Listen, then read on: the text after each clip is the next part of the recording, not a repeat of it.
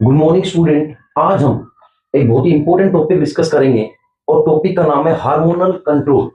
मतलब क्या है कि जब हम टॉपिक पढ़ते हैं स्पर्मेटोजेनेसिस या oogenesis, स्पर्म की फॉर्मेशन या एग की फॉर्मेशन, जब हम टॉपिक पढ़ते हैं तो इसमें सबसे बड़ा इंपॉर्टेंट रोल जो होता है वो हार्मोन्स का होता है।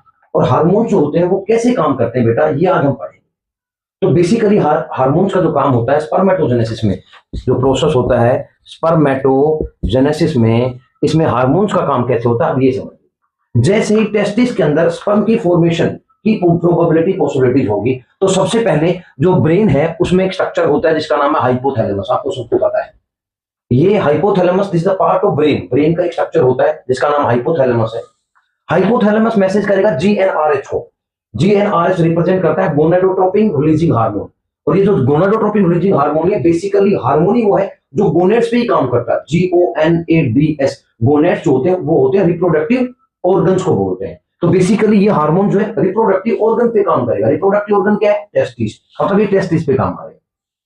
तो जैसे हाइपोथैलेमस ब्रेन का जो स्ट्रक्चर है वो मैसेज करेगा जीएनआरएच के पास, तो जीएनआरएच जो है ये मैसेज करेगा anterior part of pituitary gland, जिसको मास्टर ग्लैंड भी कहा जाता है। इसके बिना कुछ भी नहीं होता। कोई भी काम हो बॉडी में, किसी भी तरह का स्टिमुलेशन हो, इससे तो पूछना ही पड़ेगा, इसलिए इसको मास्टर ग्लैंड कहा जाता है बेटा। तो जैसे ही जीएनआरएच मैसेज करेगा anterior part of pituitary gland, जैसे ही पिट्यूटरी ग्लैंड के पास मैसेज आएगा, वैसे ही ये जो पिट्यूटरी ग्लैंड है ये टेस्टिस के अंदर दो स्ट्रक्चर्स को एक्टिव कर देगा, दो स्ट्रक्चर को स्टिमुलेट कर देगा बेटा। एक है एफएसएच, एक है LH. FSH follicular stimulating hormone जो फॉलिकल्स की फॉर्मेशन करेगा, और जो एलएच है इसको हम बोलते हैं ल्यूटिनाइजिंग हार्मोन जो लेडिक सेल्स की फॉर्मेशन करेगा। तो सबसे पहले एफएसएच को पढ़ते हैं, फॉलिकुलर स्टिमुलेटिंग हार्मोन, जो बेसिकली एक सेल बनाती है सेमिनिफेरस ट्यूब्यूल, जहां पे प्रोडक्शन ऑफ स्पर्म होगा बेटा, उसके अंदर सर्टोली सेल्स की फॉर्मेशन करती है। और सर्टोली सेल्स का जो मेन काम होता है वो होता है नरिशमेंट का। जो रिप्रोडक्टिव सेल बनेंगी सेमिनिफेरस ट्यूब्यूल के अंदर, उनको नरिशमेंट प्रोवाइड करेगा, ये काम होता है इनका। और जैसे ही जो स्पर्म है वो नरिश हो जाएंगे और जो स्ट्रक्चर है वो कंप्लीटली फिल हो जाएंगे स्पर्म से, तो एक हार्मोन होता है इनहिबिन, वो एक्टिव होगा और इस प्रोसेस को क्या कर देगा? रोकेगा। तो ये जो इनहिबिन हार्मोन मैसेज करेगा anterior part of pituitary gland को, उसको कहेगा कि भाई आप एफएसएच का सीक्रेशन मत करिए, अब जरूरत नहीं है, क्योंकि स्पर्म जितने बनने थे, जितने डक्ट थी, जितने ट्यूब्यूल्स थी, उनमें फिल हो चुका है, अब रिक्वायरमेंट नहीं है। और फिर यहां से मैसेज करेगा हाइपोथैलेमस के पास भी कि भाई ब्रेन को कि अब आपको ये जो प्रोसेस है कंटिन्यू करने की जरूरत नहीं है, कंप्लीट हो चुका है।